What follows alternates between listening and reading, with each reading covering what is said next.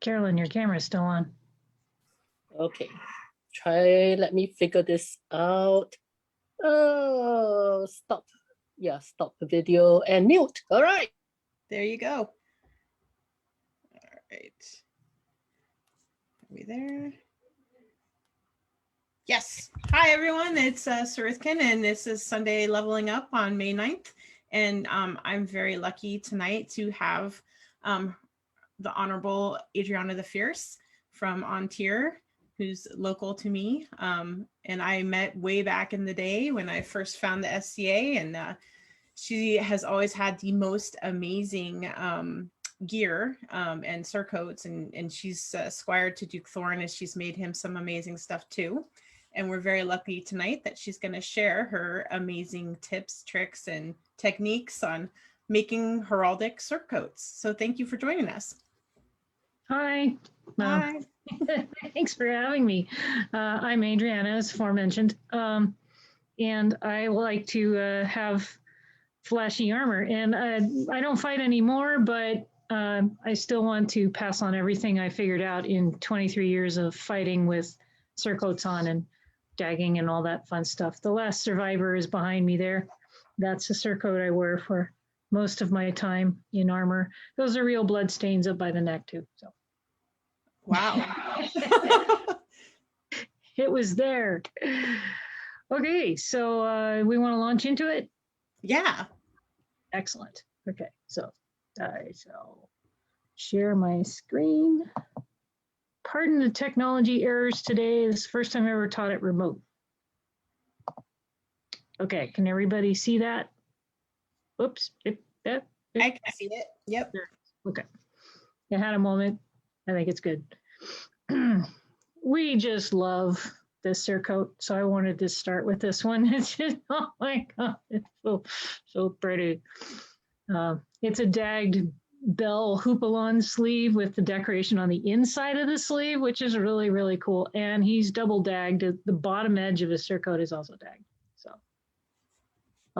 let's go. I look at this and I'm just like, whoa, there's no way I would be able to ever do that. I can, but by the time we're done, I'm going to show you how to do it. Okay. And dagging is not that hard. The decoration on the inside was sewn by an expert, but just the dagging is easy. Everybody knows this guy. We're into the period stuff first. So this is the Dark Prince of England, and I just would like to note that he has a higher front than a back. That's a thing. And look, dags. But straight cap sleeves are slightly longer than his shoulders, probably to cover up a pauldron. And of course, this is made out of velvet and embroidered with gold and a whole bunch of stuff. Fancy, fancy. So this is a padded gambeson, which can also act as your outside layer decoration. It doesn't have to be plain. I just thought I'd bring that up for those of you who have padded gambesons on the outside. It's very different by time and culture, as you'll see as we go through here. This is a later period version of a surcoat slash probably padded gambeson, if not coat of plates. Matches a horse, though. Early period, and this is very akin to the first simple style you can make. It's simply two rectangles with holes cut out for the sleeves and the neck, if barely attached at the shoulders, right? So goes to the knees. You just have two measurements and one big piece of cloth, and off you go.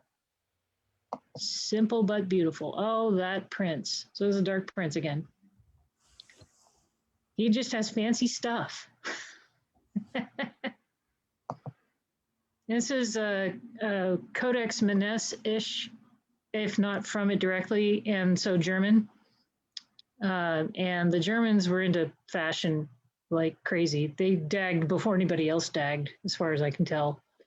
But he's got a surcoat that matches his shield, which matches his horse, which matches the thing on top of his helm. Very impressive. And here's a very good example of early-ish style. You can see there's just little attachments on the shoulders, big loops for the arms so you can move around, and a pretty full skirt so you can still move there. This is a super late period. This is the other end of the extreme. And if you're interested in this, go find someone who can sew with you, because I don't really know how I'd tackle that, frankly. This, however, I did. So this is a period picture of an extant. It's German, around 1215 to 1310. They're not sure exactly when, but look at the dagging, right? Early with the dagging, these guys. And that was the inspiration for my octopus surcoat, which I'll be bringing up later. It's also dagged like crazy. Here's an example of tunic under your armor. I wanted to mention this because it's not just a layer over your armor. It can also be a layer under your armor. And you can decorate that tunic however you want. So early period especially, this crops up. And here's another early-ish period. We're talking like 1250, 1310 here. Matches his horse. It's lined. You can see the green color under this right here. Looks German to me. But I didn't get exact things on this because I was just grabbing images. Sorry. So hit me up later if you want me to look things up. This image is super famous.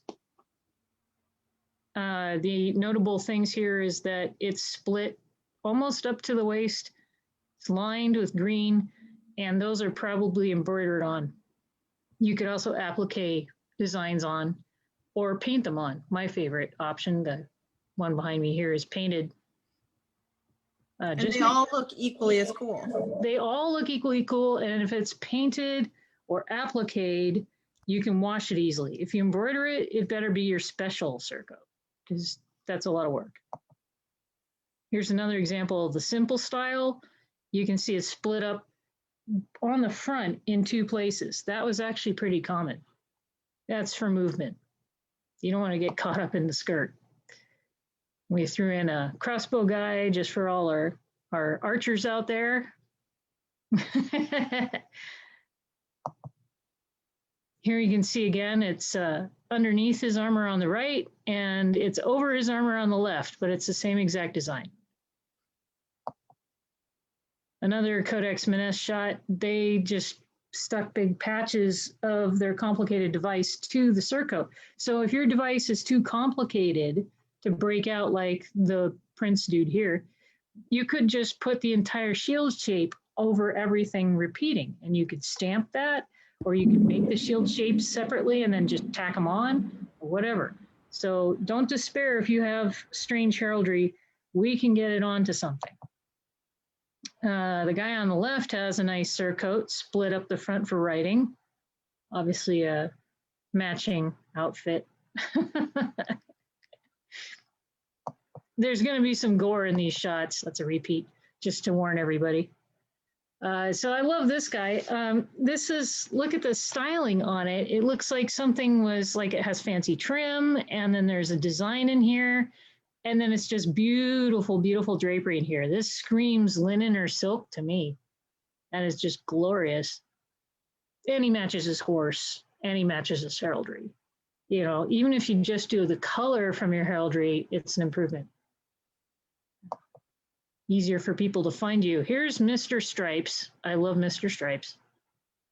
That is offensive to modernize, but great. There's a guy over here in gray and dark gray stripes. They love that medievally. You can see these are lined, and I'm sorry about the guy on the right. He's dying. But there's blue on the inside here, green on the inside here. Since we have to worry about heat a lot, though, you might want to just line the edges of the front to fake it, only like 6 inches back from the slit, so you don't line the entire thing, or else you might bake. Just a consideration for modern layers of stuff and how warm it is. More surcoat examples. I was just grabbing anything for variety here. These guys are dying, but there's a dagged sleeve here, so I just thought I'd show that off. That's what that looks like. They generally don't go below the elbow, because then they get caught up in your elbow cup. And the only time I've ever lost a dag off the big guy back there was got cut in my knee cup. It ripped a dag right off, which I sewed back on later. Lots of surcoats here. This guy's got dags in both places. It's kind of hard to see, but it's in my handout that I'll be giving out after this. And more surcoats with dags, some without. Links vary a bit, but that's kind of a personal thing too. What do you want to fight with, you know? Okay, so let's look at SCA examples, shall we? Because some people are rocking the house here.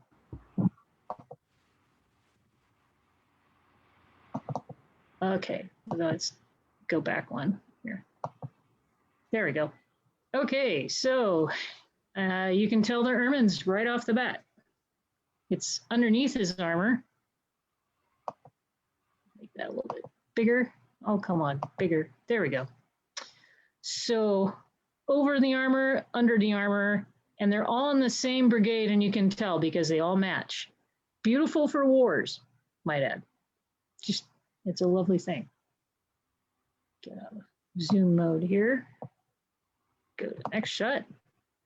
This is lovely. He's, it's hard to tell by the picture, but I'm pretty sure that that symbol on his chest was appliqued and edged. So, but it looks great and really adds to the whole kit, you know? This is a war unit, and by all the blue and yellow group together, you can tell they're all from the same place. That's an excellent way of finding each other in wars. And these are pretty simple to put together because they're just two rectangles and you cut away a little for the sleeves and stuff. You're good to go. And here's the short version of that same idea, except he's sewn the sides up. And I believe this was embroidered, looks like. And this guy looks flashy. This is the same idea, okay? It's a front piece and a back piece. He put the blacks over the yellows and did a cutaway to do that. That was very clever. The edges are lined and these are lined. That's extra layers of the same idea. And notice the sleeves don't go below the elbow cups again because you don't want to catch a dag and get tied up. But very nicely done. This guy looks pretty impressive. He's got long sleeves that are just partially cut. They're not all the way up to the shoulder here. And this is just a piece of black wool that was couched over the white wool to get that effect. Wool sticks to wool pretty easily, so that's not a difficult applique job. Silk to silk, now that's a whole nother story. Yeah, and wool doesn't unravel either. Yeah, you don't have to freight check it. I love this. These are good sleeves. So these are what I call hoople-on sleeves or bell sleeves. And they're just super long amounts of fabric at the wrist, but normal at the armpit. And that gives you a lot of extra float. And there's several different shapes. I've got a drawing of that for you later. Also dagged the bottom. He dagged the opening of the sleeve, but not the bottom of the sleeve. And he dagged the bottom of the surcoat. And then this is just, it appears to be painted fabric or printed fabric on top of it. Looks great. Love it.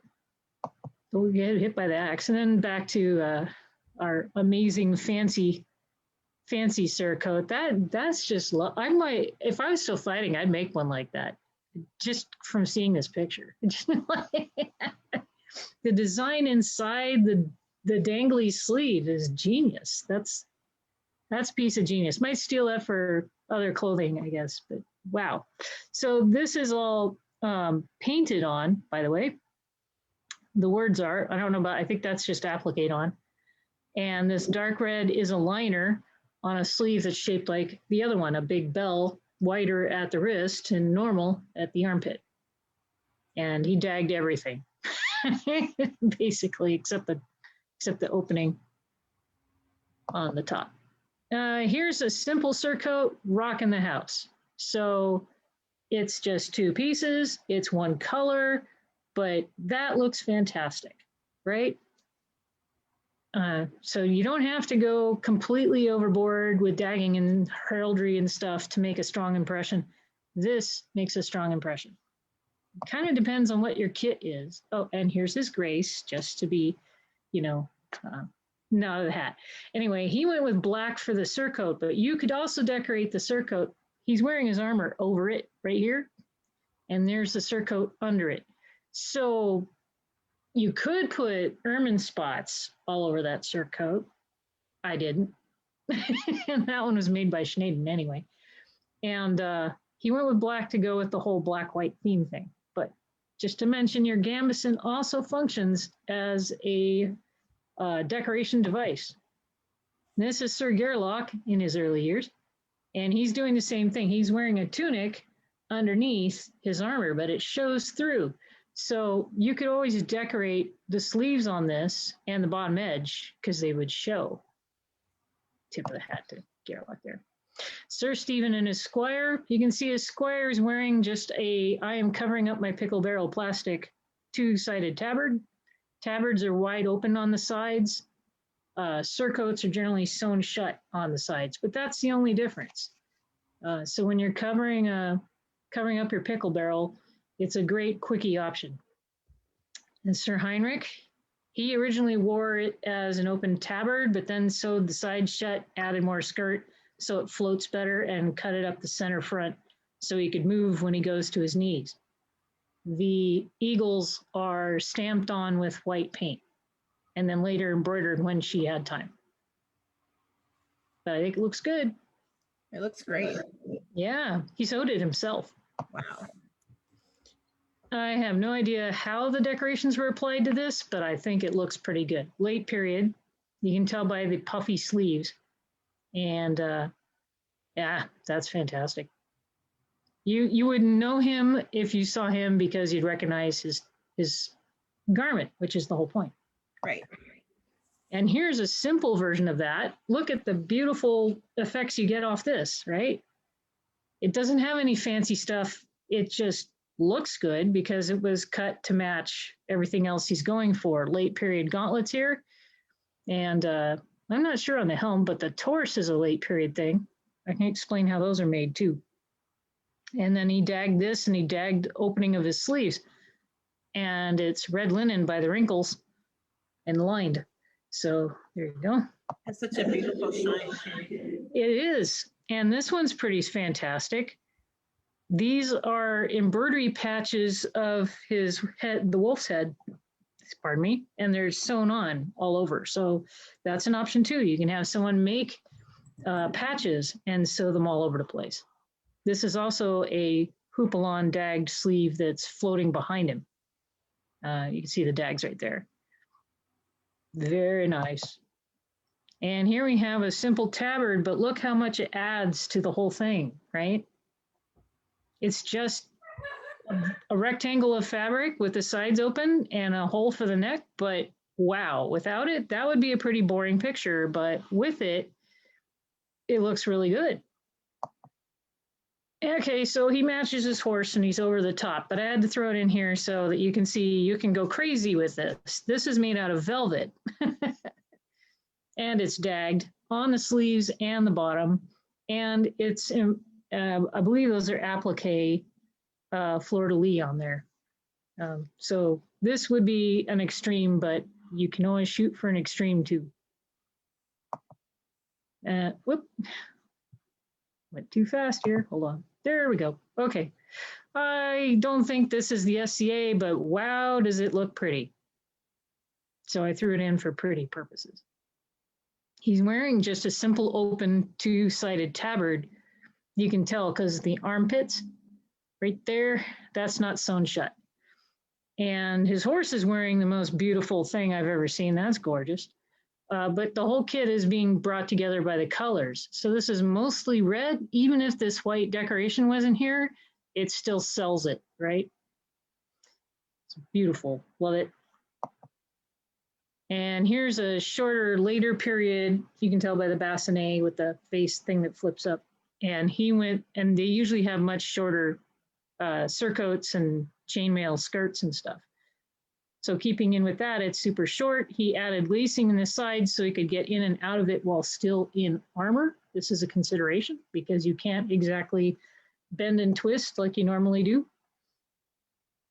You could also have it completely laced down the side so you could always just get out of it you need to. This guy is wearing a dagged surcoat with long dagged sleeves, but not an armor. But I threw it in just so you can see the bell sleeves again. And this one also, there's a good example. So just imagine armor over or under that in certain layers, and that's the bell sleeves, excuse me, with the lining. And he went with a satin lining, but you can totally decorate your lining. That's so cool. I gotta try that, I swear. Okay, moving on. This is Sir Tarek. He's got a pretty simple, this is a tabard. You can tell right there.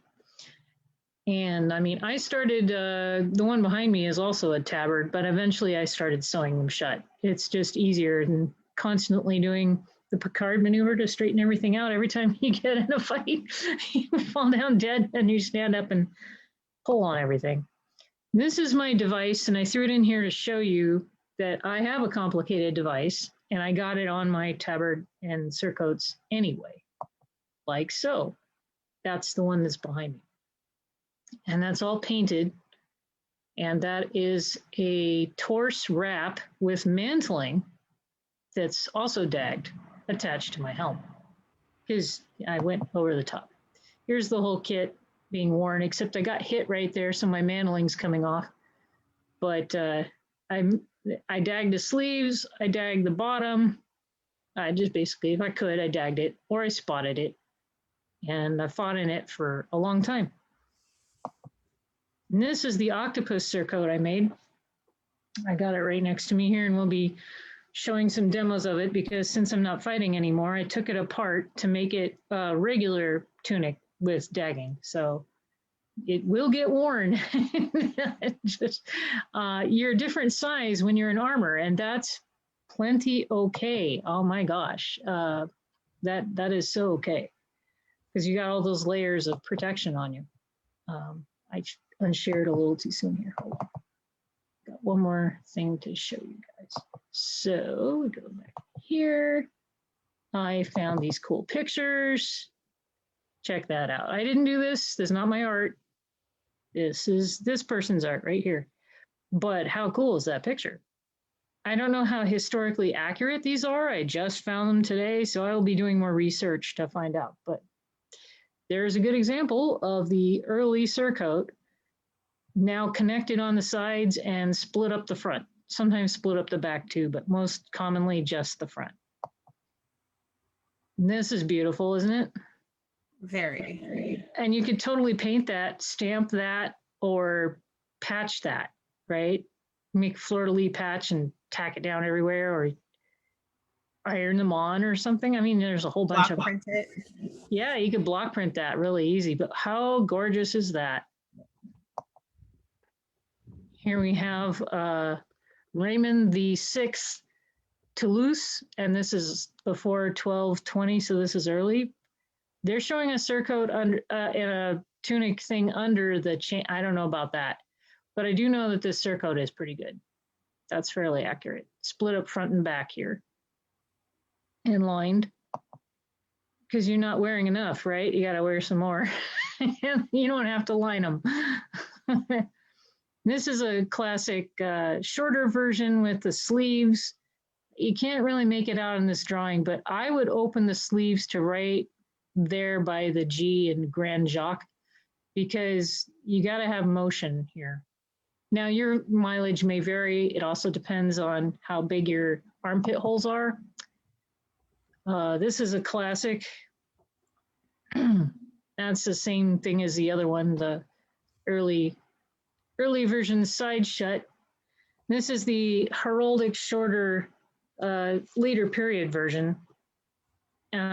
I call this right above the goods. To politely refer to the fact that it's just barely covering up the goods, right? So Right. There's several links you can have your surcoat. You can have it down here by your ankles. It can be right below or above your knees, mid-thigh, right at the goods, or a bunch of variances of those links. Like one has it above the knees in the front, but down to the calf in the back. And I'll have drawings of that too. Hold on. Split front and sides, but not back.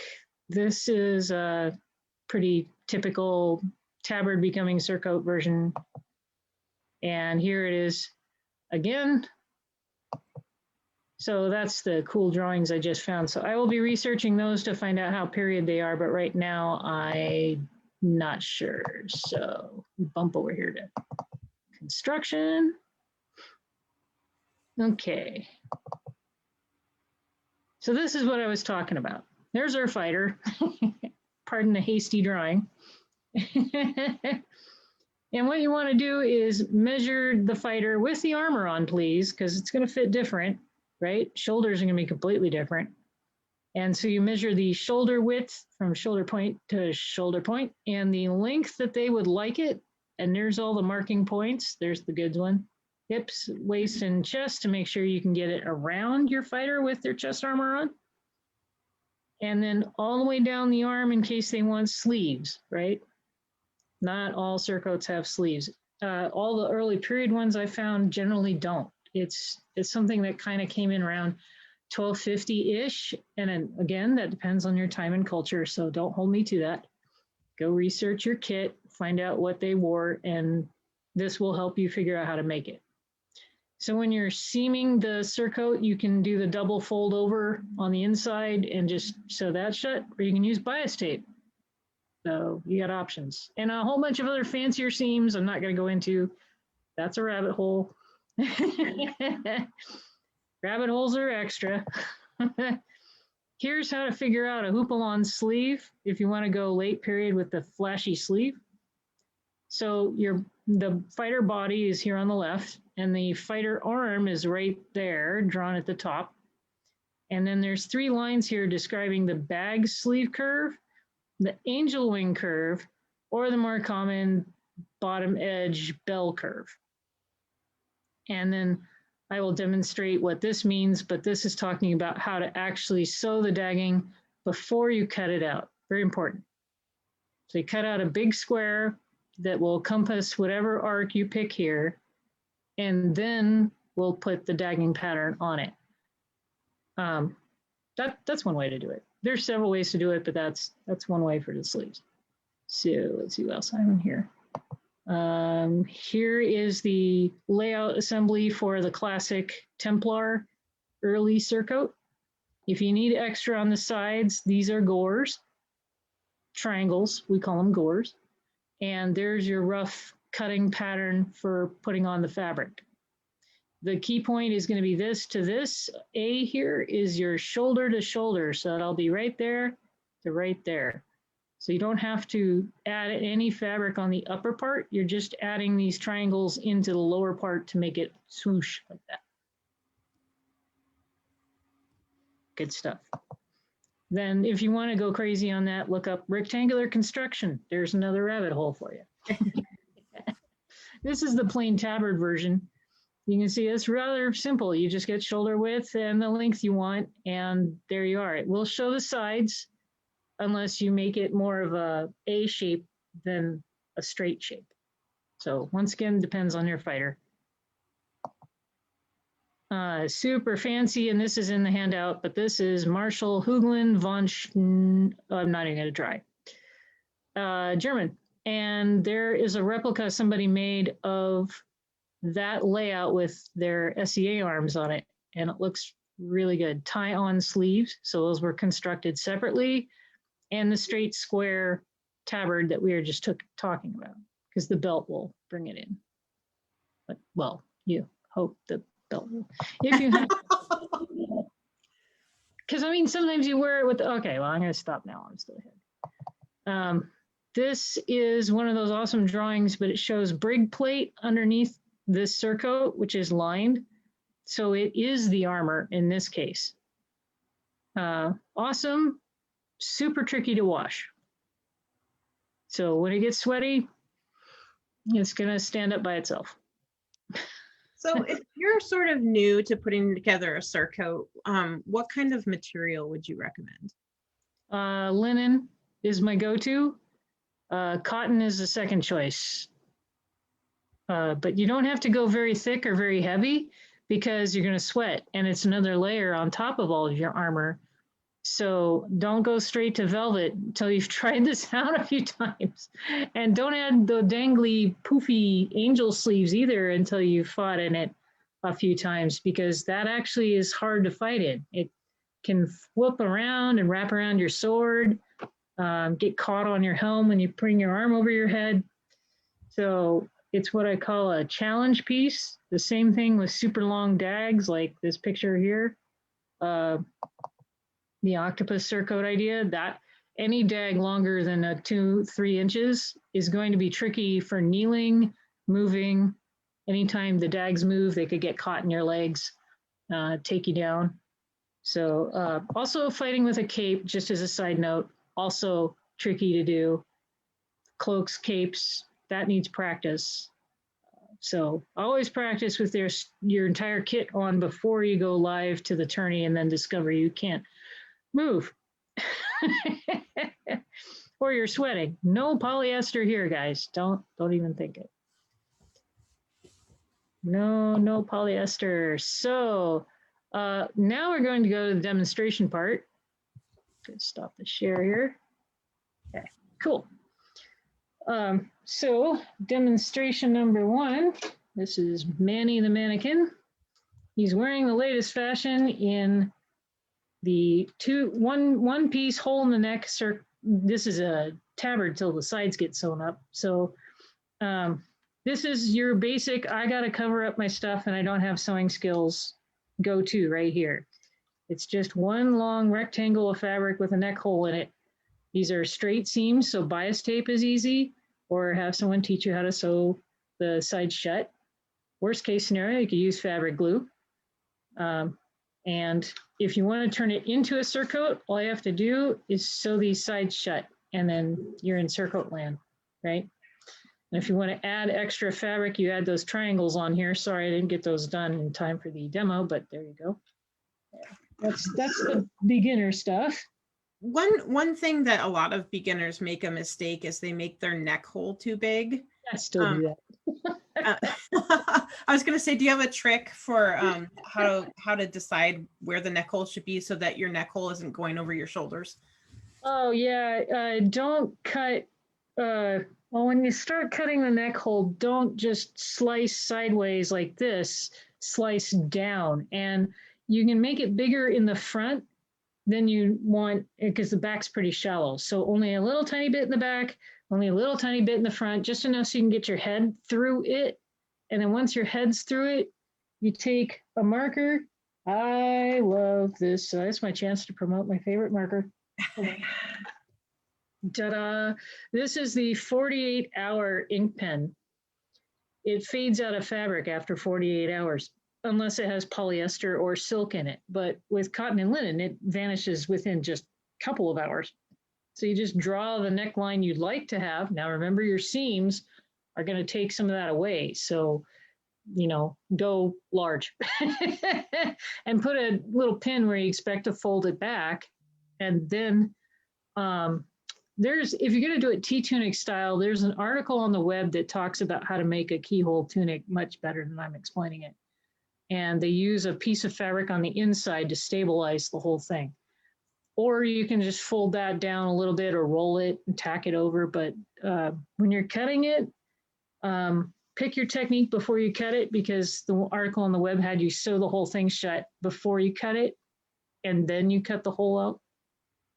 If you do it after, it may get too big. If it gets too big, don't panic. You can always put a big, huge trim on it or an extra patch of fabric or something, or wear hoods a lot like I do. It's all good.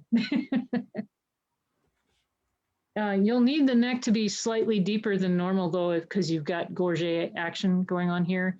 And you might have, in my case, I had a gambeson neck coming up and a gorget over that. So my neck hole looks huge on the girl back there, but was actually just big enough to get around all the gear. So like I said, once again, try everything on with your armor on, because that's going to change all the dimensions. So, okay. How are we doing? Questions in there I'm not seeing? No questions yet. Oh, okay, cool. Excellent. If you have questions, please go ahead and put them in the comments and we'll try to get to them. Yep. So everybody's always asking me, how do I get my heraldry onto the surcoat itself? Okay, you got options. This one back here was done with paint. So I sketched it on paper, or you can print it out on paper the right size. And then I used this 48-hour ink pen. And I have brought a piece of blank fabric as a tester here. And I will sketch an ermine spot on here to show you what it looks like. So there we go. So that is what it does. It just quickly sketched an ermine spot on a piece of white. Didn't go all the way through, and I'll hold this up again at the end of class. It'll already be starting to fade because this is cotton, and it will come right out of cotton faster than you want it to. So I sketched that through the coffee table with a lamp under it because I didn't have a light table at the time, which also works. And the edges of the animals started to disappear so fast, I had to do it in sections and then paint that edge really quick just so I knew where it was, and then fill the animal in later. And I used this paint right here. This is acrylics, and I mixed it 50-50 with this. This is textile medium, and it's $1.50 for this little bottle. And you mix it 50-50, and then you can just iron it and it stays on. And that Surcoat is over 20 years old. It works. Also washed a lot. And now you have a new option. You have this. This is textile paint. It's designed to be for textiles. This is Dynaflow. It comes in a textile paint and also a liquid form that's more of a dye. Sets with heat. Really easy to use. And then recommend a paint palette and brushes. And then you're off to the races. Also, I would like to say that if you're in a rush or, you know, whatever, this is my rather famous water bag. It's a size to fit a water bottle in here and hide it from sight, which is actually pretty cool. And these spots were put on it with a Sharpie. So it was traced through because it's white fabric. And then I used a Sharpie. And I had to re-Sharpie it a couple of times, but now it's starting to stick. And I made the strap extra long so I could get it over my armor and take it out onto the field with me without getting caught up in the strap. So that has been the most useful thing I ever made. Right, so you can paint it on, you can applique it on, you can trace it, you can project it, you can make patches and stick the patches all over, you can make stamps. That's a whole rabbit hole, but basically you can get stamps made for you, or you can carve a stamp yourself. I've used potatoes, cardboard, the official linoleum blocks, whatever. There's a lot of options there. So go look into stamping fabric in the SCA and you'll hit a huge, glorious, fun thing to do. Yeah, you can wrap it. And it's so fast. That took a long time because I painted the ermine spots on. So each one of these little spots was painted on. But you could have stamped it in like, I don't know, half an hour or so. Super fast. So options. Of course, there's embroidery too.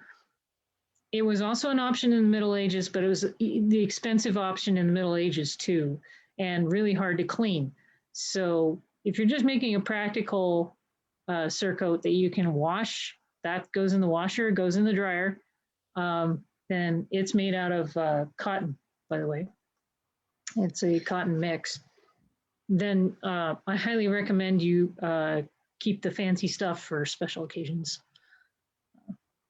Yeah. I mean, really the point is you don't have to be an artist at all. Nope. You just have to have access to art and to either a copy machine that'll blow it up or a projector that'll put it on the wall for you or on the floor or whatever. Or even just hold your design up to the window Now, some people have asked me, look, I have dark fabric and I have to put the figurine on dark fabric. Okay, I got you. We got you back. Here we go. Da, da, da. Option 1, Mark Begone washable white pen. So that's for drawing on black fabric, comes out in the first wash. Or there's chalk pencils. These are kind of cool. They're chalk into a pencil form, so you can get very precise with these. This little brush end here erases it.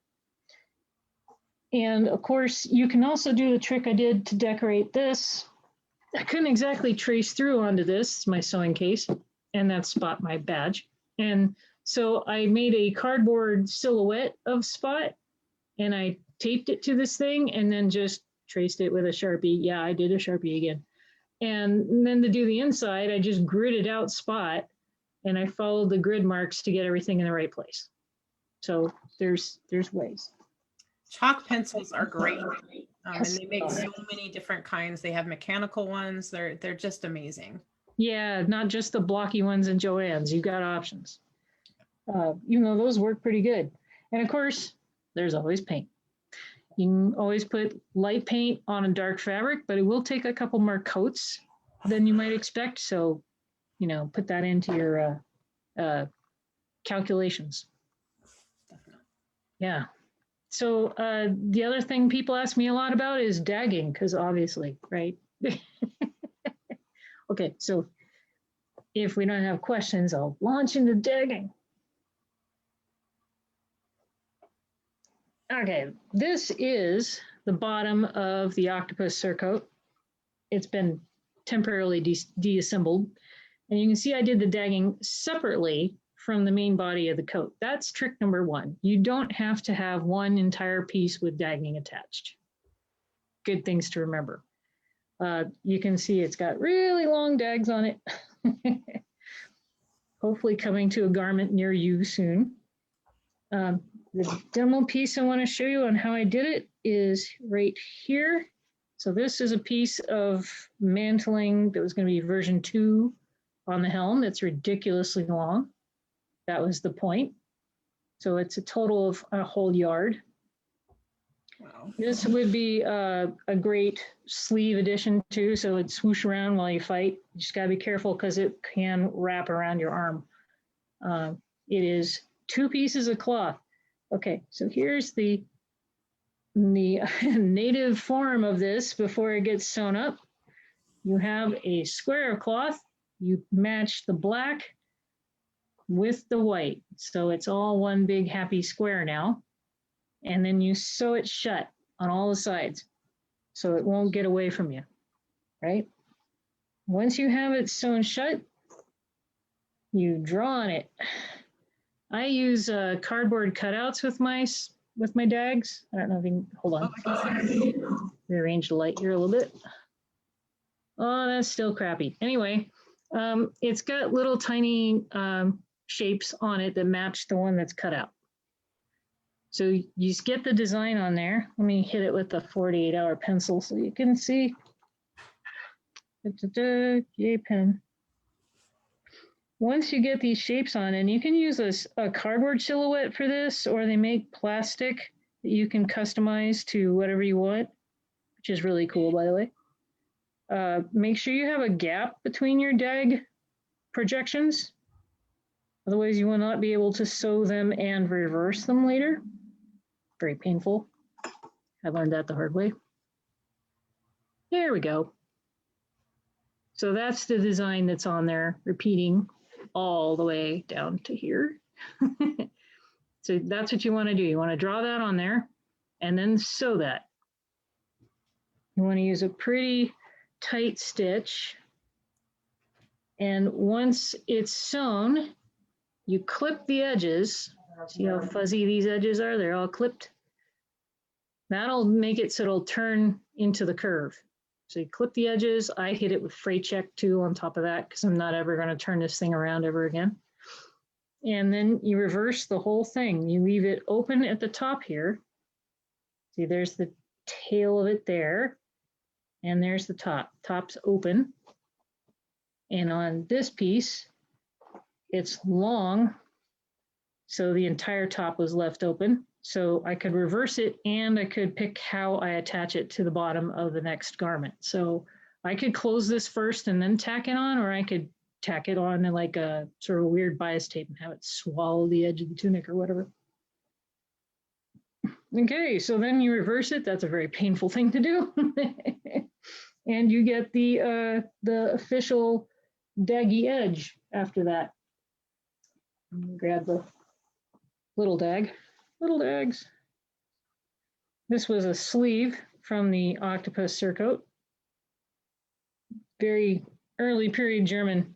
Now in this one, I shut the back of the white and I just tacked it shut. That was just to make it easier to get it attached to this garment here, like this. And also because I wasn't sure on how far down I wanted it to go before those dags got in the way, which they did really quickly. Would have been exciting to fight in this thing. It would have been like going out with a -10. How careful are you when you're pressing the dags? I usually use a blunt instrument when I'm reversing them, like this one. Finger or the eraser end of a pencil works to get them flipped around like that. And then it's all puffy and it's not quite right. So I take a blunt thing. So this would be right out, no scissors. You want to use something blunt, like the uninky end of a ballpoint pen. And you want to push that edge out as much as possible to get your shape back. And then if it's cotton or linen, you can just flatten it with your fingers. And then when you're all set, you just iron it. And then you have your daggy bits. And then you do the attachment point. I'll re-reverse him here. There we go. And then you would attach all this floppy goodness to something. Now, there are cases in period where they didn't bother lining and reversing their stuff. They just let it rat away. But I like having it last a long time. Yeah, if you're going to spend that much time on it, you want it to last. Yeah, that's our modern life getting in there, you know. We just don't have the time and the gigantic staff that they did. Let me grab her off the thing here. Hold on.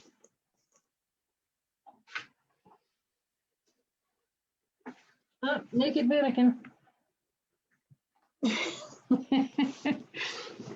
Okay, so up close. This was made very early on for me, by the way. So it has like the crappiest neck ever. But I basically just tacked another piece of black over the neck. And you can see the paint didn't even go all the way through the fabric. That's the backside of the stag right there. Wow. So someone wants to know if you stitch around your dags once you press them. You can, and that helps them get flat too. Not entirely necessary, but it is an option. I've never done it. Mine just got pressed flat from just getting pressed all the time. These, of course, have been through the wash a lot, so they're like paper flat. And where's my Frankenstein? Hold on, he's on here somewhere. They got pretty ratty down here by the knee cops. Oh yeah, lost that guy. But you can see from the other side, this is the bottom. There's the dags, what's left of them, still attached to it. But I just attached it to the bottom of the surcoat. I didn't make the whole thing and dag that too. You can, but I decided to keep my life a little simpler. And it doesn't show that much. There's 20 years of seam on the front. Now it's starting to show, but you know, we're like a foot away. Hopefully you're not that close to your fighter. And the animals were very black, so I had to add white lines into them so you could see where their definitions are and eyeballs and things like that. So that was also a consideration. This is a straight garment, and I just add a little bit of curve for the sleeves and then tacked the sleeve dags on. In hindsight, I think I would shape it more and I would close the sides. That became a pain. Closing the sides helps it stay in place, right? It's a pain because like every time you get you die and have to stand up again, or you've been sitting down, you catch yourself doing what I call a Picard maneuver like this, just to get everything back in place. And it's really hard to get it over all of your armor and your belt around it and make it flat in the back. That is super tricky. So that's why I like the closed ones instead. They stay put better. But if you do a closed one, make sure you have enough wiggle room for doing a kneel. Because I don't know about you guys fighting, but when I kneel, I spread the knees apart a bit to get a tripod going. And if your surcoat is too tight, it's going to split. So you want extra room or splits. Like you can do splits up the front or the back. Did I show you guys that one? I'm not sure I did. Hold on. I have an image of that. I'll quickly show you here.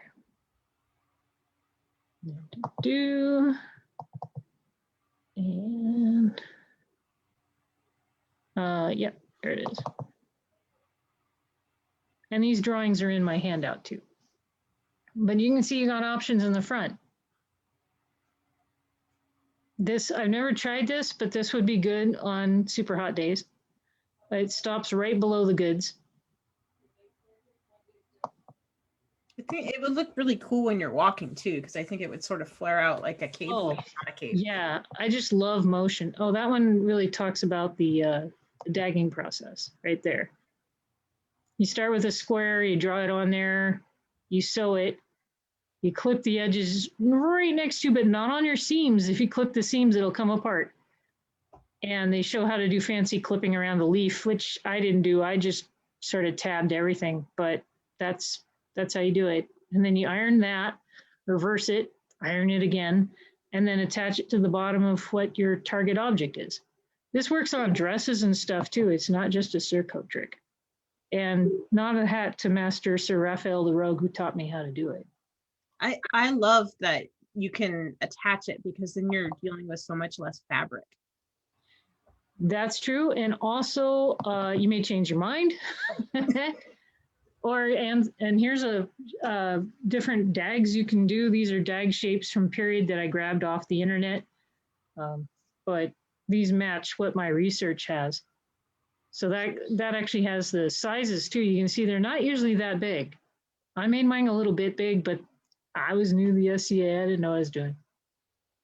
Now it'd be a very different garment. And the octopus is following this one, so it's an exaggeration of that. So I've thrown in a couple of things here. Let's see. Yeah, we went over most of this. Do we have other questions? You're gonna like post the handout, right? Oh yes, I'm posting the handout, and I'm available for questions when people are like, how do we do that again? So we will post the handout, and I'll make sure that in the comments you know how to get to it. Yep. And I'm available in case people have questions. And yep, it is already fading. Look at that. Wow. So this is 100% cotton muslin, and it's fading out of it in less than an hour. So you'd have about 3 to 4 hours before your design disappeared. Don't put it off till the next day. Another cool tool are friction pens, and you know, it's just like a ballpoint pen, but they disappear when you iron them. So you got to remember they're going to disappear when you iron them, because that can be very tragic if you iron it and you weren't expecting it to disappear. Or there's light tables. They make some very cheap flat light tables now, inexpensive. They're on Amazon. And there's pricking, period technique, where you can take your piece of paper, whatever it is. Wow, shockingly, I don't have any paper handy. Oh, there we go. Okay, so you take a piece of paper and it has your design on it, and you take a pin and you poke holes through the edges of the design, and then you rub something over it to get the design through, like charcoal or willow or something like that. And then you carefully lift it off, and there's your design on the thing. That works especially on dark fabric too. So you can always use that as like a cheater guide. And if you make a cardboard silhouette of something, the edges will get a little mushy after a while. Just FYI, be watching out for that.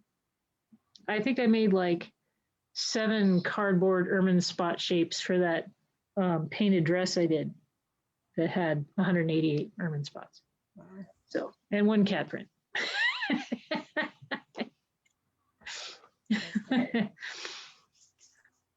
Something else with the art, right, is that you don't need a lot of detail on your device, on your surcoat, because really the point is that people will see you from a distance and know. So it doesn't need to have a whole bunch of detail, right? Right. I mean, for your very first surcoat ever, I would totally just go with a solid color that has something to do with your device, like red, blue, whatever, and make the classic mode here, this guy, right? Just make this with the classic color and then wear that and see if you like the sides open. Some people do, you get more ventilation that way. Or if you like to sew the sides shut so it doesn't wiggle, or maybe even just tack it at the waist so it hits the same every time. Put your arms down there, Manny. And then I would advance to a style that matches your time period and culture, you know, like we've gone over today. You know, you'll have a better idea how to move in it. How long do you like it? Can you still get up when you're crouching? You're gonna kick your heels right into the back of it. So you might scratch it, tear it, or mark it. But hey, there's that story. I don't know if you know this story, but I don't have this validated, but so the rumor is there's this guy who was going off to the Crusades, okay? And he had to wear a classic tabard sewn at the sides, early Crusade surcoat. So they're sewn down to about hip level and they have an opening in the front. And his was made out of super thin silk. And all the other fighters were teasing him about this as they went to the Crusades. They're like, dude, you're just gonna rip that to shreds. What's the point? And apparently he said, well, this is the only thing my wife's gonna wear when I get back. Oh.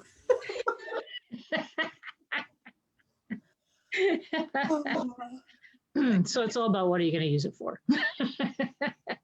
Also, another point to bring up is that we did used to wear them back when I was fighting. I don't know if we still do this, but when we got too hot after we were fighting and it was like 105 degrees or something, we just shed all the armor off down to the athletic top and SCA pants and throw the surcoat on and a belt, and then we could gasp in the shade and we wouldn't offend anybody. So if you like doing that, keep that in mind when you think about sleeves and openings and stuff like that. I did that a lot. Even a really basic tabard will elevate your kit so much, especially if you're new and you're wearing pickle barrel. No, it covers up pickle barrel very nicely. Yeah. My armor was always pickle barrel, actually. I never had any steel on under that. And so I had to make sure that my sides of the surcoat were touching so they couldn't see it in the sides. That's part of why it was such a pain. And eventually I just tacked it shut so that I wouldn't have to worry about it. But I was planning on making a new one. Octopus was supposed to be closed all the way down to hips and cover all that up. Cool. Very cool. Also, you think about your layering because you might want your pauldrons sticking out. You might want them under if you're using like pickle barrel or some sort of non-period armor. You might want to cover that up and make elbow caps for it. So it's all about covering it up. Yeah. And somebody was saying like there's talk about 3D stampings. Yes, people can make stamps with 3D printers. I have a couple that a friend made for me. Stamps are super cool and super easy. And you can just use them as your template. You don't have to just, you know, if you want something more solid than you're going to get from the stamp. So, yeah. Absolutely love stamps. But if you're stamping, and we'll pretend this is your stamp, make sure you have some sort of registration mark on the outside edge, or better yet, the back of the stamp. So when you put it down onto the fabric, you know which way your design is facing. And you can get marks put in the middle of the stamp, the side you see, and then you can put a line down. You know this. You can put the line down the fabric, and then you go boop, boop, boop, boop down the fabric. I just write on them in Sharpie that there's an arrow and it says top. So That that works too. I mean, if whatever works for you, but it's just a thing to keep in mind that don't leave them completely blank or you'll be like, I don't know which way it is. Especially when they're circular. Oh yeah. A lot of Byzantine stuff going on over there, right? Yeah. So. Yeah. And you know, if you see a really cool thing online and you're like, yeah, I want to make that surcoat, but you don't know what kind of pattern it would need, hit me up and I'll help you out, because it's all about getting to that. That was pretty awesome. And especially with, I was going to explain torses. Torses are super easy. You just need a strip of fabric in each color. So of course for me that's black and white, but you know, your mileage may vary. Strip of fabric, black and white, and twist. You want to hold the black side with one hand and the white side with the other hand, so you get the two colors to show. And then you just twist it. There. You sew those ends shut and then stick it on your helm. And usually stick it on your helm. I looked like a flower child right there. You might have to put like little metal loops in your helm to get it to stay put, or I had a little wire in the back that was holding it on. This will mummify some of your headshots though, so this is a -10 to your armor class. You will have to practice with it, because if somebody hits you in the head with this on, it'll hit this instead of your helmet, so things get quieter. So be advised, take every single shot. But then you would attach this crazy mantling thing to the bottom of that. And you can have as many mantling pieces as you want. I had 5. And it looks super cool. It does. This is all floating and flying in the air, and it got stamped with the ermine spots and everything, so it was cool. It really was fantastic. But once again, you will not feel any shots to your back because it's going to muffle all that, just like a cape, a cloak, things like that. So do practice with your stunt fabric. Maybe chop it out of muslin first and duct tape it to your armor and see if you can stand it, because it's going to change everything. But it's super cool if you can do it. Yeah, and you don't have to do all the extra fancy parts. I'm just explaining them in case you do want to go there. Yep, cool. Does anyone have any more questions? Do you have anything else that you're going to show us? That was basically what I've got, and All the right. handout, of course. I don't see any more questions. So are you going to post like a PDF of your handout? Okay. Yep, and it's got all the pictures I showed today, so they're all in there too. The inspirations and the SCA ones. So. Well, thank you so much. That was great. I now know how to dag, and it's actually a lot more similar to things I already do than I thought it would be. So it's actually really easy, but it makes things look so cool. It That's really does. The best part. And I mean, you can make it harder, but why? Just for like the newer people out there, I just want to emphasize you're going to have this urge to buy a cheap fabric or a fabric that you think is going to last longer. Don't buy something that breathes. Buy linen, buy cotton. I suggest linen too, and just go with the linen. Just trust us on this. Don't make the mistake of buying trigger or whatever else. Oh my gosh, no. Last longer. It will bake you in that armor. It will trap all the heat, and the minute the sun hits it, you are just going to fry. So yeah, you got to get a fabric that breathes. And if you can't find linen super cheap, because we can find it for $7 to $9 a yard, hit up the list and we'll get you sources. Like, yeah, and you can also go thrift shopping and look for old tablecloths or whatever. Yep. The first one I made was actually made out of muslin, and they have cotton muslin and bleached white, and they have that on sale all the time. So add the coupons and stuff to that to get it even cheaper. It took about 2.5 yards to make the one behind me, and in retrospect, doing it again, it would only take about 1.7 yards to do it again. Now I know what I'm doing. And if you're lining it, you'll need exactly that same amount of fabric in a different color again. So. Well, thank you so much. And thank you everyone for joining us. And I just super appreciate it. Oh yeah, go out and make your armor look great. Yeah, thanks so much. All right, see you guys all next time. And thanks again, Adrianna. Thanks for having me. Bye.